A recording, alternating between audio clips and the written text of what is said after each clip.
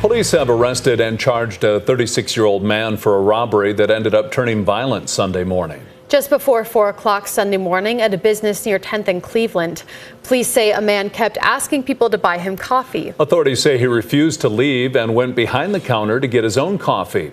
An employee confronted him, and police say the man pinned her down and started hitting her in the head. She was able to get a pocket knife out of her pocket and then stab the man in the right leg, or in the leg, which she was able to disconnect from the victim in this case. And the officers arrived a short time later and were able to detain him at that point. 36-year-old Samuel Turner III was booked into the Minnehaha County Jail Monday afternoon for second-degree robbery, simple assault, failure to vacate, and obstructing. The employees suffered minor injuries. 3 people were ticketed following a crash Sunday night. The crash happened on Summit Avenue near 11th Street.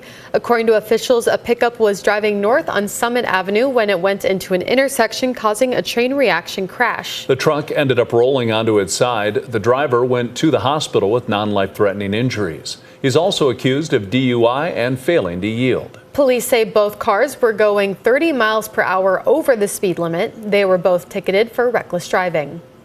The city of Sioux Falls has issued an emergency lane closure on Phillips Avenue due to water line repairs. The southbound lane on South Phillips Avenue in Sioux Falls has been closed between 11th Street and 12th Street. The southbound lane is expected to open later this week following the repairs. A detour will temporarily be put in place. Drivers are urged to use caution and reduce their speed or consider using an alternate route. The repairs are also having an effect on downtown businesses. Minerva's posted that due to the repairs, they will be temporarily closed for business. Now let's get a check of our weather with meteorologist Brian Karstens. Good morning, Brian. All right, good morning, Travis. Good morning, everybody. Weather today looking pretty good overall. We're going to warm up. Sioux Falls melting some snow. We're going to spend some energy putting that into the forecast here. So we'll be about 48 for a high, 57 though in Mitchell, 60 Chamberlain. Lots of 60s. West River today, Rapid City 63, northwest winds 20 to 40, and even a lot of 50s in the far northeast. That's a quick look at weather, and we will get into the complete forecast coming up. Thank you, Brian.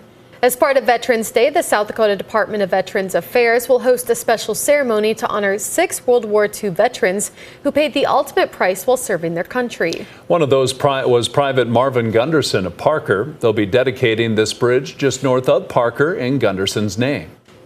I think it's just an honor for Marvin, who only lived 22 years and wasn't able to, come home, finish college, get married, or anything like that. Since its inception, the state has dedicated 61 bridges to honor fallen soldiers as part of the Fallen Heroes Bridge Dedication Program, which launched in 2019. The bridge dedication is today at 2 p.m. at the South Dakota Military Heritage Alliance. For a closer look at the other fallen soldiers and their bridge dedications, we've attached the list with this story on KELOLAND.com. The Sanford Pentagon hosted its 100th Division I basketball game Monday night. The Pentagon hosted its first D1 basketball game November 8, 2013, as Wisconsin beat St. John's 86-75. 12 years later, with game number 100 in the books, the staff at Sanford Sports says it takes more than a building to host a basketball game.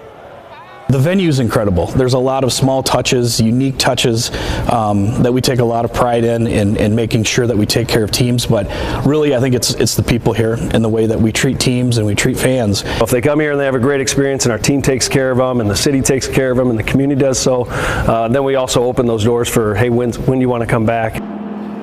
Young says they have no plans to slow down and are already looking forward to D1 games number 150, 200, and beyond. There's a new place in Sioux Falls where you'll be able to play pickleball soon. The finishing touches are being put on the jar this week. While you can find courts across the city, staff say that these are special. There's a lot of places you can play, but to have a fully dedicated permanent nets, permanent court surface sets you apart from everybody else. And so we're the first one in the state of South Dakota to have that. The jar is expected to open this next week, and while they do have memberships available, you don't have to have a membership to play. That's a look at some of our top stories. Now let's get another check your weather with meteorologist Brian Karstens. Brian?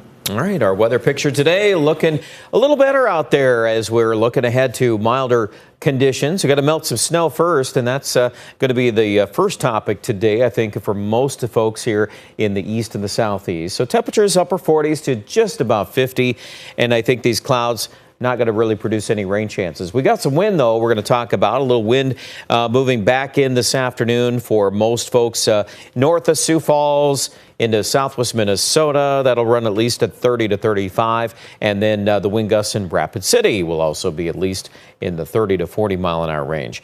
Outlook tonight looks a little less windy. In fact, tomorrow morning looks to be pretty tranquil. And I expect tomorrow the wind forecast will be reduced for most of us. A little wind back to central Minnesota. Here's a look at Futurecast today. And we pick up a lot of 60s in southwestern Kettleland.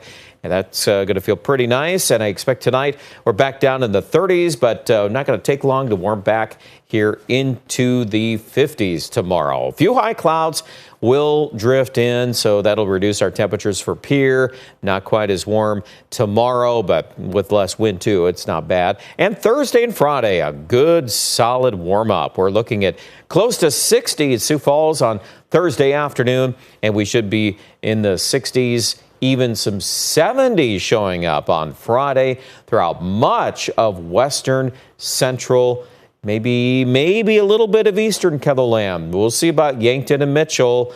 Keep watching the forecast. 50 today in Watertown, 48 in Brookings. Let's jump to your 7 days. And high temperatures are back to the 50s on Saturday. Still pretty respectable with the northwest wind. We have tossed in a couple of shower chances there for the weekend, but it doesn't look like any major amounts of moisture right now. Just some sprinkles possible for Aberdeen. The numbers cool back, but this is not a polar cold front. This is more just reducing us to near normal, or trying to get there at least by the end of the forecast. Pierre, Central South Dakota, notice you're 70 on Friday. That's the peak of the forecast, and then numbers will slide a little bit this weekend.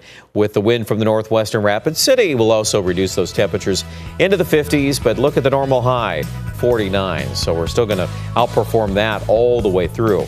Check out details online at kettleland.com.